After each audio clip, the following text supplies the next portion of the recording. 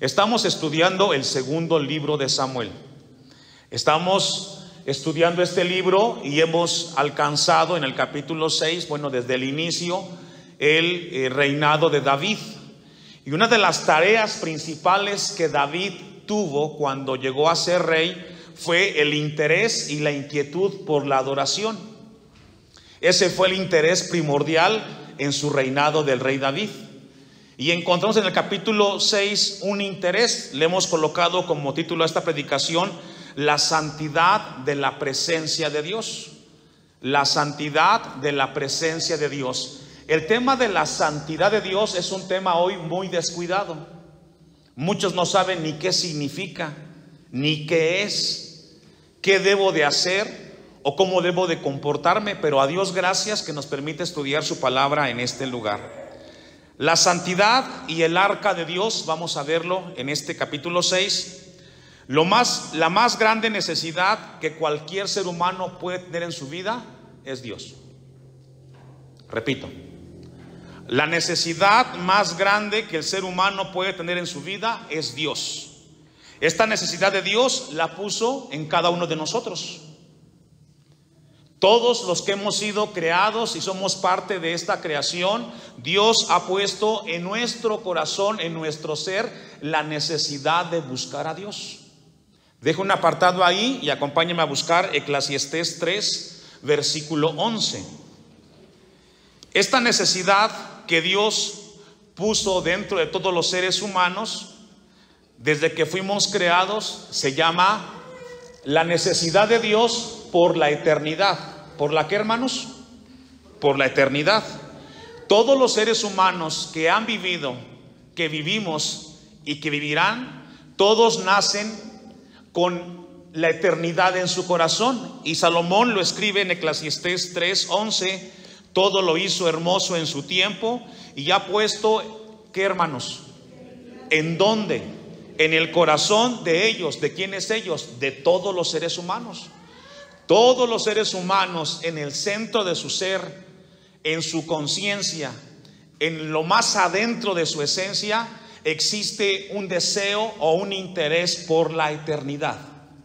En la antigüedad, las culturas antepasadas embalsamaban a sus muertos, los enterraban, les dejaban comida, los vestían, porque ellos creían y pensaban que un día después de esta muerte iban a vivir.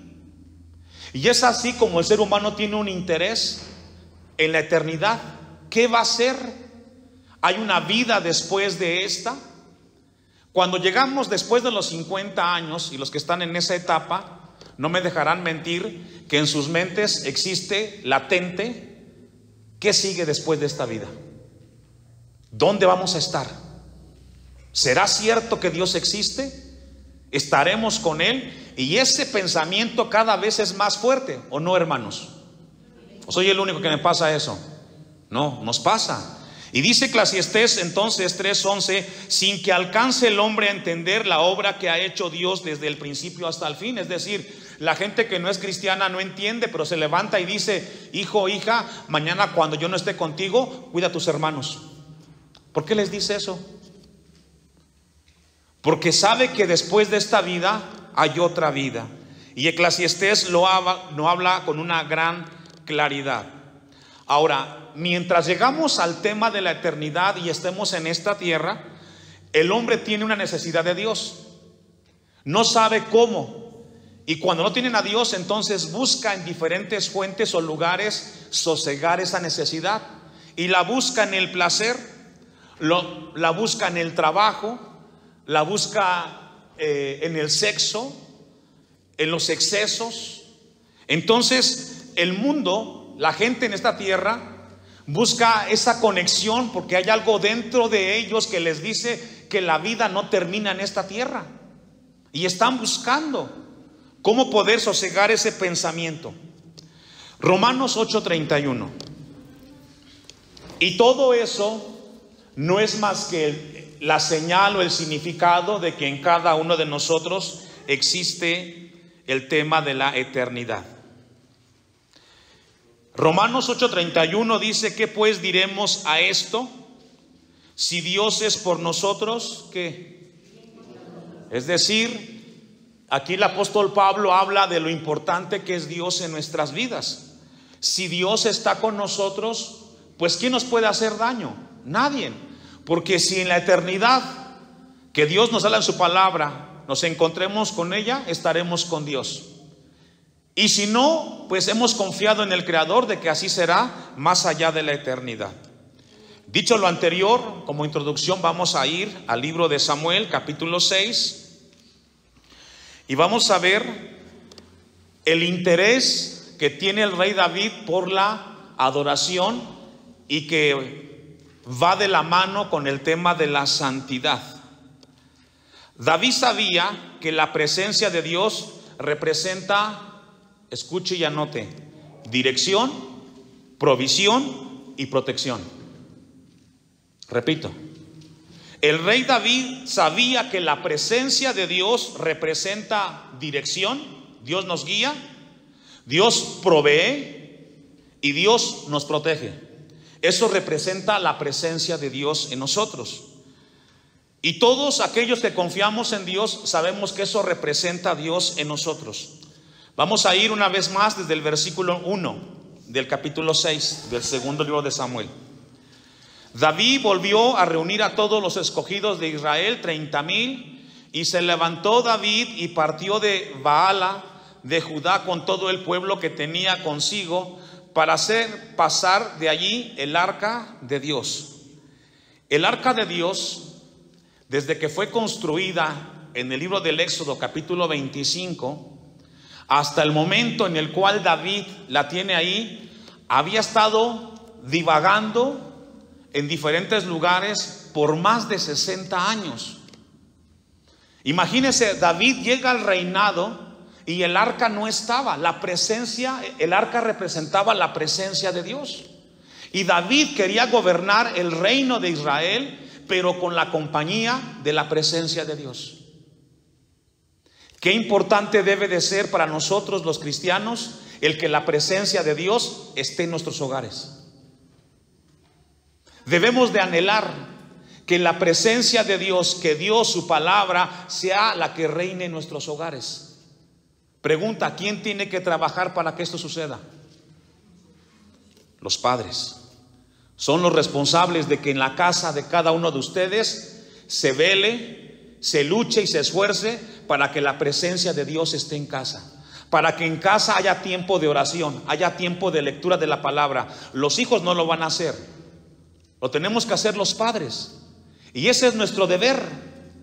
David dice que juntó más de 30,000 personas, pero él tenía un interés muy grande. El arca representaba la presencia de Dios. Y qué importante es de que podamos tener la presencia de Dios. David tenía el deseo de edificarle casa a Dios. Él quería construirle el templo. Pregunta, ¿quién construyó el templo? Salomón. ¿Por qué? Porque hay muchas cosas que querramos nosotros hacer para Dios, pero Dios establece que ciertas personas lo van a hacer. David anhelaba construirle casa a su Dios, pero Dios dijo: no, va a ser tu hijo. Tu hijo será el que construya el templo donde yo habitaré. Salomón sería el encargado. ¿Qué nos enseña esto, hermanos? Que cada uno tiene un talento y un don que debemos de cultivar y ofrecerlo a Dios. Y el don que Dios te dio, debes de pulirlo, debes de cultivarlo, para que a través de ese don que Dios te dio, su nombre sea glorificado en tu vida. No hagas otra cosa, haz lo que Dios te pidió que tú hicieras. Primera los Corintios 12, versículo 4 al 12. Primera los Corintios capítulo 12, versículos del 4 al 12. Dios le dijo a David que no sería él el responsable de construir el templo, sino que sería su hijo Salomón. Y esto nos habla del valor de los dones y de los talentos que Dios nos dio. El apóstol Pablo en el Nuevo Testamento lo escribe de la siguiente manera: ahora bien, hay diversidad de ¿qué? ¿Está conmigo? Primero los Corintios 12, 4. Ahora bien, hay diversidad de ¿qué? ¿Qué son dones? Son talentos, son habilidades que Dios dio a quienes, a sus hijos, a ustedes. Cada uno tiene un don.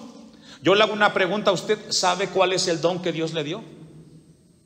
Y si no lo sabe, tiene que buscarlo. Y cuando lo encuentre, entonces ahora, Señor, yo sé que tú me diste la bendición con el don que me diste. Por ejemplo, los que cantan, ¿todos pueden cantar? ¿Todos pueden tocar? ¿Todos pueden enseñar? ¿Todos pueden predicar? La respuesta es no. Pero cuando tú encuentras tu don, el lugar que Dios te dio, la habilidad que Dios te dio, ¿qué tienes que hacer? Poner a los pies de Dios, a los pies de Cristo. Dice el texto: pero el Espíritu es el mismo. Es decir, Dios da los dones, pero todos provienen del Espíritu de Dios. Hay diversidad de ministerios. ¿Qué es un ministerio? Es un servicio.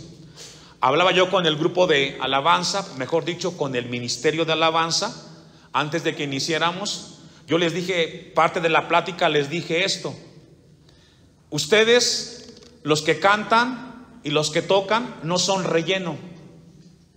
Ustedes no son personas que van a hacer o van a rellenar un espacio del culto, del programa, de la liturgia. No. Cada uno del que pase aquí al frente, su labor es servir ¿a quién? A Dios. Y un ministerio es un servicio a Dios. No es un lugar para que tú ocupes un espacio, es un privilegio para que sirvas ¿a quién? Por ahí escuché una frase que alguien dijo, no sé si fue aquí en otro lugar, que uno tiene planes, pero Dios tiene propósitos. ¿Fue aquí? ¿Cuál es la diferencia entre planes y propósitos? Un plan es lo que yo trazo, y un propósito es lo que Dios hace con tu vida a través de la obra de Cristo. Dice entonces el texto 6: hay diversidad de operaciones, pero Dios, que hace todas las cosas en todos, es el mismo. Es decir, es Dios quien nos capacita. Y en el tema del rey David, Dios le dijo a David: tú serás un guerrero, tú serás un rey, y tú no construirás el templo, lo construirá tu hijo. Cuando entendemos ese principio y descubrimos el don que Dios nos da, hermano, entonces ese don que Dios nos da, Dios lo va a usar para su gloria y va a respaldar nuestra vida, porque Él honrará su nombre en nuestros corazones. 7. Pero a cada uno, es decir, a todos en este lugar, de manera individual, pero a cada uno les es dada la manifestación del Espíritu. ¿Para qué? ¿Para provecho de qué? ¿De la persona o para beneficio de Dios? Para Dios. Es decir, cuando hacemos un culto, cuando se organiza un culto, ¿para quién es? ¿Para que el hombre cumpla parte del programa o para que Dios sea exaltado? Para que Dios sea exaltado, para el provecho, para el beneficio de Dios. Porque a este, versículo 8, es dada por el Espíritu palabra de sabiduría, y aquí comienza a hablar de los dones del Espíritu. A otro, palabra de ciencia según el mismo Espíritu. Tenemos que cuidar entonces, hermanos, el llamado, el don, el talento que Dios nos ha dado, para que cuando lo desarrollemos, cuando lo ejerzcamos, lo hagamos con autoridad. Volvamos a 1 Samuel y leamos el texto 2 otra vez. 2 Samuel 6, versículo 2. Y se levantó David y partió de Bala de Judá en todo el pueblo que tenía consigo, para hacer de allí el arca de Dios, sobre la cual era invocado el nombre de Jehová de los ejércitos, que mora entre los querubines. La primera vez que habla la Biblia acerca de los querubines, porque el texto 2 habla de que estaban ahí los querubines en el arca. El arca representaba la presencia de Dios. Y dice que en Éxodo capítulo 25, vaya buscándolo, sea de paso, Éxodo 25, encontramos la edificación del arca. Es importante que conozcamos nosotros qué es y qué representa el arca. Según Éxodo 25, el arca era un lugar donde se colocaron ciertas cosas que tenían un valor delante de Dios. Éxodo 25, versículo 16. Y pondrás el arca el testimonio que yo te daré. Un testimonio es una evidencia que servirá para dar lugar a Dios. Y harás un propiciatorio de oro fino, cuya longitud será de 2 codos y medio y su anchura de codo y medio. Harás también 2 querubines de oro labrados a martillo, los harás los 2 extremos del propiciatorio. ¿Por qué estaban ahí 2 querubines dentro de eso que Dios había establecido en ese lugar? Yo me hacía una pregunta: ¿por qué colocó Dios 2 querubines en esa arca? Y la respuesta la encontré en Génesis capítulo 3, versículo 24.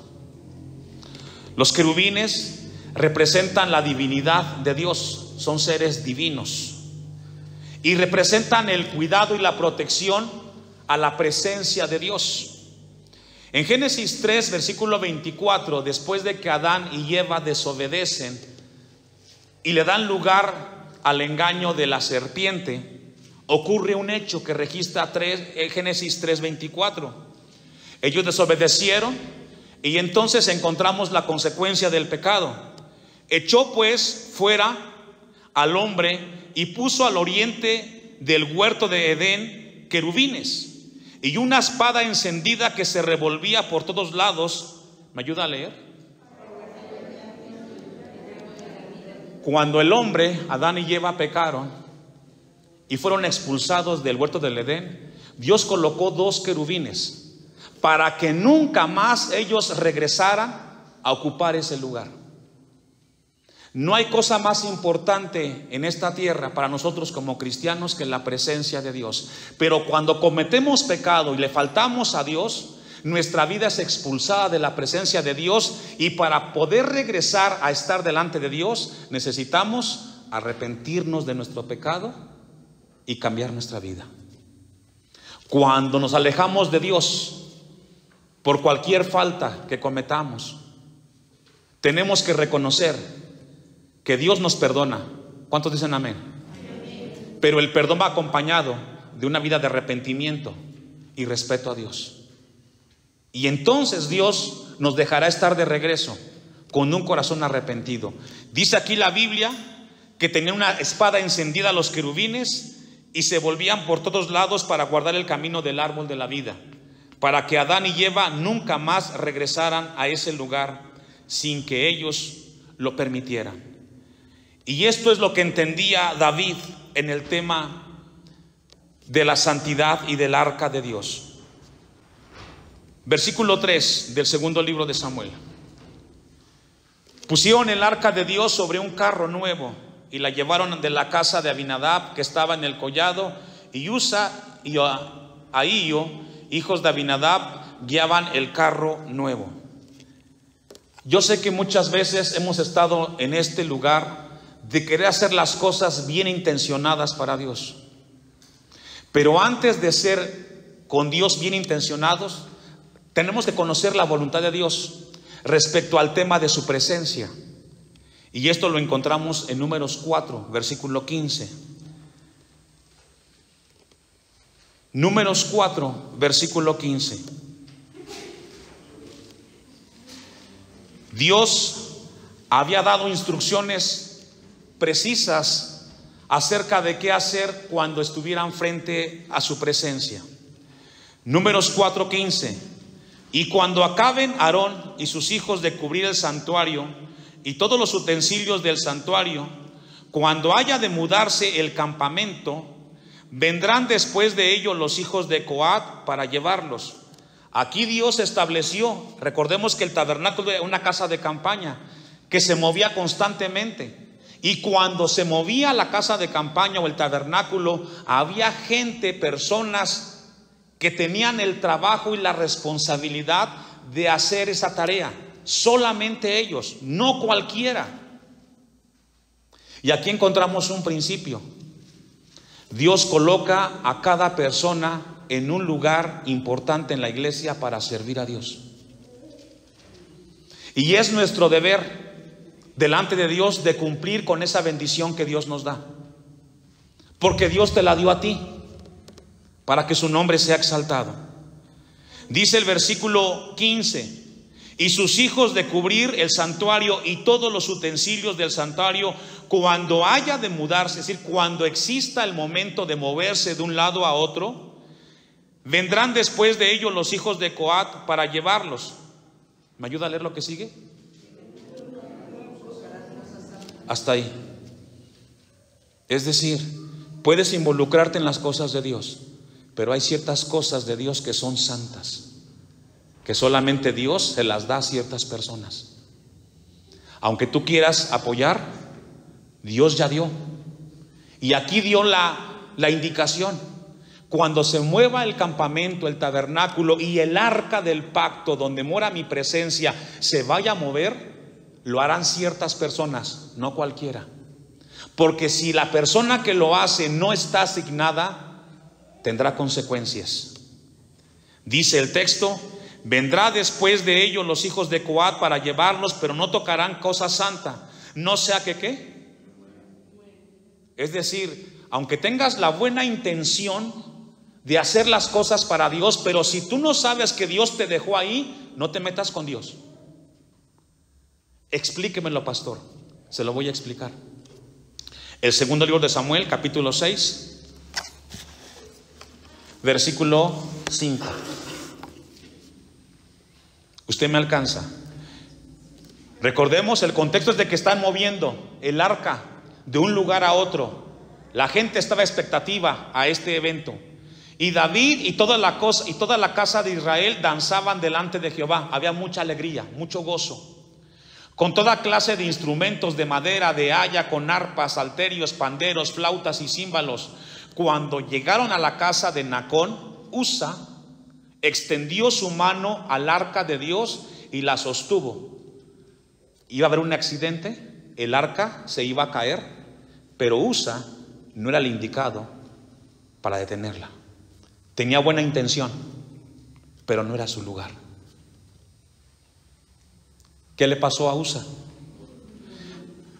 Y el furor de Jehová se encendió contra Usa y lo hirió allí Dios por aquella temeridad, y cayó allí muerto junto al arca de Dios. ¿Por qué, pastor? ¿Es Dios injusto? Si quería hacer un favor, Usa quería ayudar que no se cayera el arca. Pero ¿qué dice Números 4:15? No cualquiera tocará el arca de Dios, porque es cosa santa. Este lugar, hermanos, ahorita austero, le faltan los adornos, pero aquí está la presencia de Dios. Y no cualquiera puede pisar este lugar. Tenemos que respetarlo. Aquí hay un grupo de hermanos jóvenes, jovencitas, hermanos que usan este lugar. Y cada vez que subimos aquí, ya tengo yo tiempo predicando la palabra, pero también tiemblo, hermanos. Y tiemblo delante de Dios de no ofender su nombre, porque hay de mí si yo hiciera cosas que no agradan a Dios. Por muy buenas intenciones que tengamos, hay ciertas personas que Dios estableció que este lugar debe de ser resguardado. Usa murió y vamos a ver qué sucedió. Y dice el versículo 7 al final: y cayó allí muerto junto al arca de Dios, y se entristeció David. Fíjese, se entristeció David. La palabra que encontramos ahí, o el verbo entristecer, en el hebreo es chara, que significa enojarse. Se enojó el rey. ¿Sabe por qué se enojó? Porque no respetaron el orden de Dios. Se enojó el rey, se indignó, se molestó, porque él había dado la indicación que no cualquiera podía hacer uso de eso, hermanos. ¿Cuál fue la consecuencia? La pérdida de una vida, de un hombre. Quizás el día de hoy sería muy difícil ver que alguien muera cuando hace cosas bien intencionadas para Dios, pero que ofenden el nombre de Dios. Encontramos entonces el versículo 8, dice: y se entristeció David por haber herido Jehová a Usa, y fue llamado a aquel lugar Pérez Usa. Nuestras buenas intenciones y sinceras intenciones no son suficientes delante de Dios. Tenemos que conocer siempre la voluntad de Dios y conocer su presencia siempre en este lugar, hermanos. Eso es bien importante. Dice la palabra de Dios entonces que Usa sufrió y el castigo fue fuerte sobre su vida, hermanos, por no tener cuidado de lo que había hecho. Primer libro de Samuel, capítulo 6, versículo 15. Ahora, esto que sucedió con Usa no fue la primera vez. Ya había antecedentes de lo que sucedía cuando se hacía uso sin respeto de las cosas de Dios. Primer libro de Samuel, capítulo 6, ¿ya lo tiene? 15. Y los levitas bajaron el arca de Jehová y la caja que estaba junto a ella, en la cual estaban las joyas de oro, y las pusieron sobre aquella gran piedra, y los hombres de Bet-Semes sacrificaron holocaustos y dedicaron sacrificios a Jehová en aquel día. Cuando vieron esto los 5 príncipes de los filisteos volvieron a Ecrón el mismo día. Estos fueron los tumores de oro que pagaron los filisteos en expiación a Jehová por Asdod 1, por Gaza 1, por Ascalón 1, por Gat 1, por Acrón 1. ¿Qué estamos leyendo? El arca fue llevada cautiva por los filisteos, y los filisteos pensaban que el arca de Dios tendría que ofrecerse el sacrificio. Ellos ofrecieron lo que ellos pensaron ofrecer para que fueran bendecidos por la presencia de Dios. Versículo 19. Entonces, ¿qué sucedió?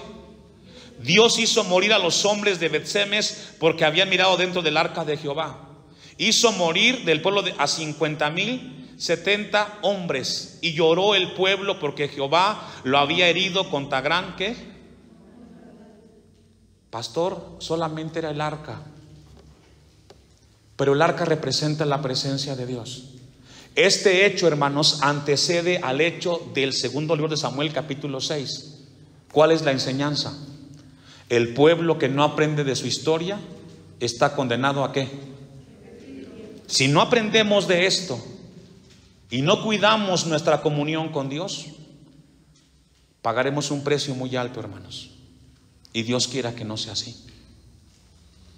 Esto que hemos leído nos habla de que Dios castigó al pueblo filisteo y murió mucha gente por el simple hecho de ofrecer sacrificios.